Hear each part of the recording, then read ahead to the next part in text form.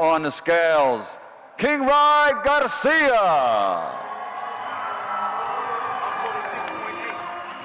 146.8 pounds for 147 pounds. We know how big you are. How much better are you feeling right now? Much better. You know, this is the weight class I belong in. This is the one I feel the most comfortable, so excited to start my journey at 147. The official weigh-in and final face-off between Ryan Garcia and Mario Barrios concluded in Las Vegas, with both fighters successfully making weight, officially confirming tomorrow night's bout at the T-Mobile Arena.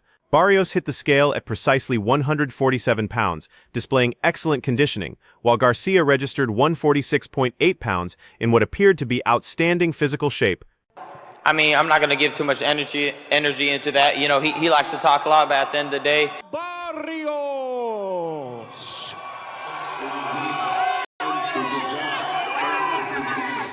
The stare-down proved electric, as both competitors traded verbal jabs and locked eyes for nearly 60 seconds before officials intervened to separate them. The genuine animosity was palpable, and tomorrow's showdown promises fireworks, but with the weigh-in complete, the focus shifts to what truly counts as major boxing personalities have delivered their fight predictions with some genuinely surprising takes.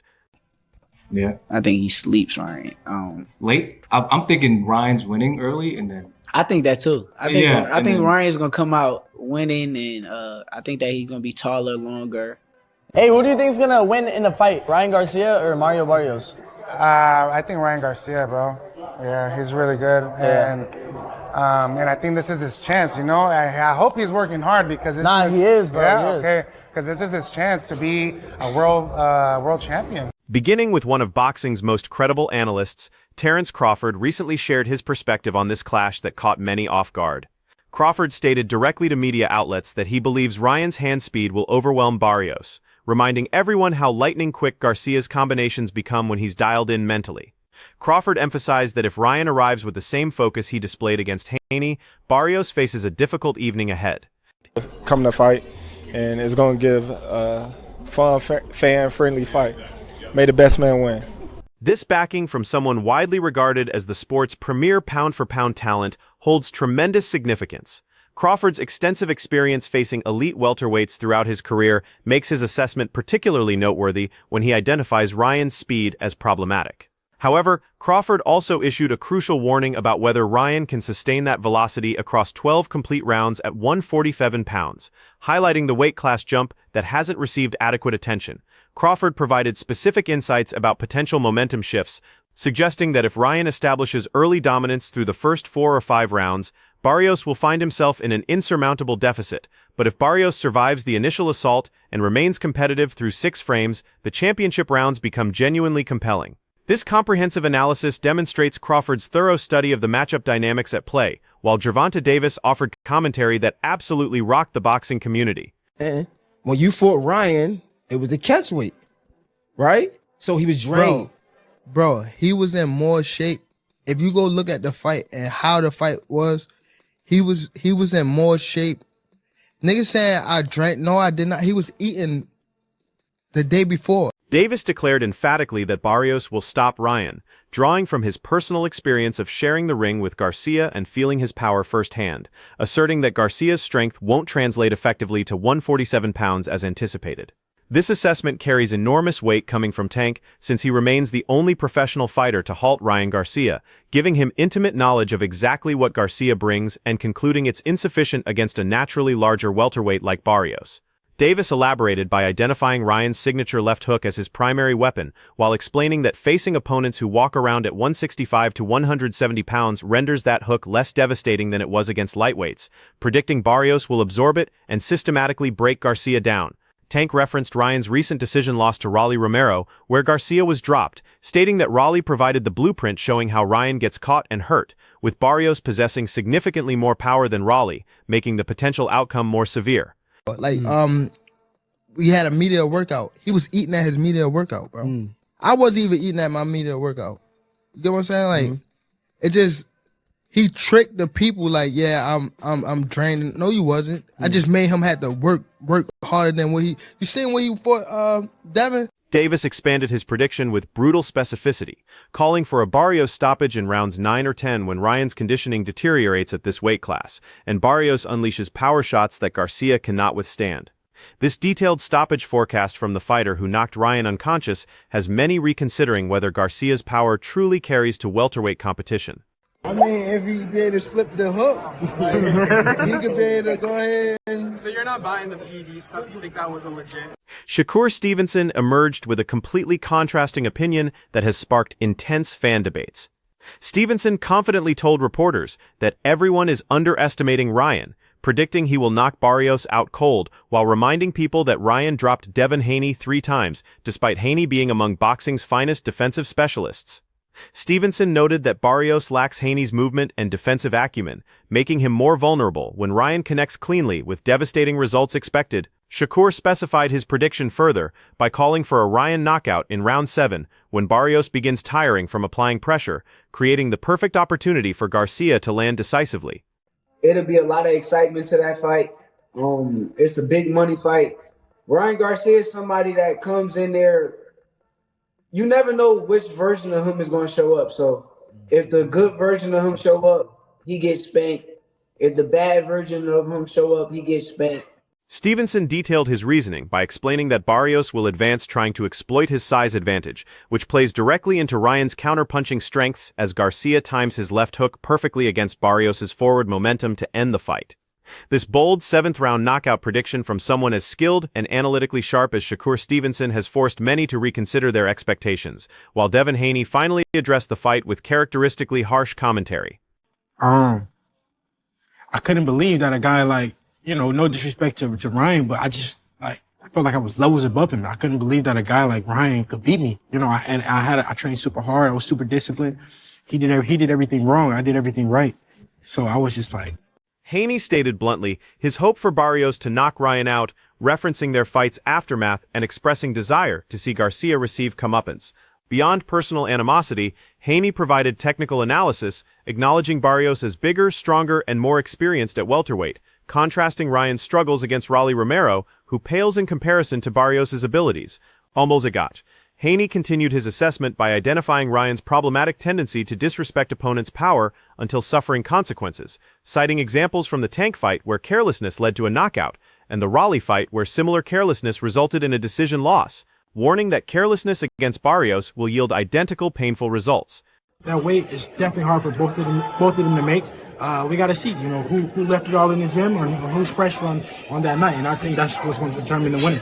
This analysis from someone who actually shared the ring with Ryan carries substantial credibility, despite obvious personal motivations behind some comments, while Canelo Alvarez delivered his prediction that surprised many observers. Canelo described the fight as an impending war between two punchers with heart, giving Barrios the edge due to his natural welterweight status, while predicting Ryan will encounter size-related difficulties in later rounds. That all Ryan has is a left hook. You know him very well. What other weapons does Ryan have? He's a very talented fighter, so he needs to be very careful with Ryan because he's a strong and very fast fighter. Canelo's most significant comment addressed Ryan's path to victory, stating that Garcia must eliminate Barrios within the first 6 rounds to win, but if the fight reaches championship rounds, Barrios' size and natural weight advantages become insurmountable. Canelo explained the size factor's importance by noting that naturally bigger fighters who are properly hydrated at 147 pounds generate more impactful punches, meaning Ryan will feel every Barrios shot with accumulated damage, taking its toll by rounds 8 or 9. Essentially, Canelo frames this as a timing battle, determining whether Ryan can inflict early damage before size becomes the controlling factor, while Timothy Bradley provided one of the most comprehensive professional breakdowns available. There's not a far-gone conclusion that Ryan can take out a guy like Barrios, man. Barrios is experienced. I don't give a damn what anybody say. He got a lot of experience, man. He got the best resume at 147 pounds, right? He's a champion. You know what I mean? He's been in the ring with Tank Davis as well. He's been in the ring. Bradley predicted a Barrios unanimous decision victory based on Ryan never demonstrating the ability to maintain high work rates across 12 rounds at this weight class, with Barrios using his jab to control distance and forcing Ryan to work constantly throughout every round. Bradley's technical analysis highlighted Ryan's persistent defensive flaws, including pulling his head straight back and poor lateral foot movement, vulnerabilities that someone like Barrios with his lengthy jab and superior ring intelligence will exploit severely. Bradley offered round-by-round projections, giving Ryan rounds 1 through 4 based on speed and activity, rounds 5 through 8 as competitive but with Barrios gaining control, and rounds 9 through 12 belonging entirely to Barrios, as Ryan fades and the size disparity becomes overwhelming. Who else was the guy he been in the ring with that was a big Pacquiao name? recently, obviously. Pacquiao recently, and there was another one. Thurman, was it Thurman? Yeah, Keith one-time Thurman. So I mean, he felt resistance. He felt resistance at every single level, right? You know, even with the southpaw. So I mean, you got a guy like Garcia. This detailed assessment from one of his generation's most technically proficient fighters has earned widespread expert agreement, though Errol Spence Jr. countered with an unexpected perspective that defied most predictions. Spence confidently stated that Ryan wins more easily than anticipated because Barrios represents an ideal stylistic matchup for Garcia's strengths, noting that Barrios advances forward without exceptional head movement while leaving himself exposed to countershots, perfectly suited for Ryan's left hook. Spence predicted Ryan stops Barrios within 8 rounds, arguing the power will translate to 147 pounds due to Ryan's proper weight training and frame development, representing a different fighter than the 135-pound version. What have you been telling him to keep him grounded in this situation? Just stay focused, keep working, and stay dedicated to your craft, and don't let his antics, get under your skin. Because that's what he's trying to do. So just stay focused, and I feel like he can come on top of it. Just stay focused, stay hungry, and realize that. Spence explained his belief in Ryan's power translation by crediting Garcia's specific welterweight preparation, including strength coaching and appropriate muscle development that his frame naturally supports, predicting the left hook will impact Barrios similarly to its effect on Haney. This prediction from Errol Spence Jr., whose welterweight expertise throughout his prime provides deep understanding of 147-pound success requirements, has significantly boosted Ryan Garcia supporters' confidence approaching fight night, while Keith Thurman offered thoughts showing extensive study of both competitors. Thurman described it as a pick'em fight while leaning toward Barrios by split decision, anticipating Ryan winning early rounds through speed and activity before Barrios strengthens in the fight's second half. He got back-to-back draws. That's a history in the making, not an entertaining one, but it's history in the making. Draw and, so let's see if Ryan can, beat him. And then, like I said, they're all lightweights moving up. So then if they were to ever try to see us at 54, then they're playing with fire once again. Thurman identified rounds 7 through 10 as decisive when Ryan begins feeling the size difference and Barrios' weight class experience becomes the determining factor.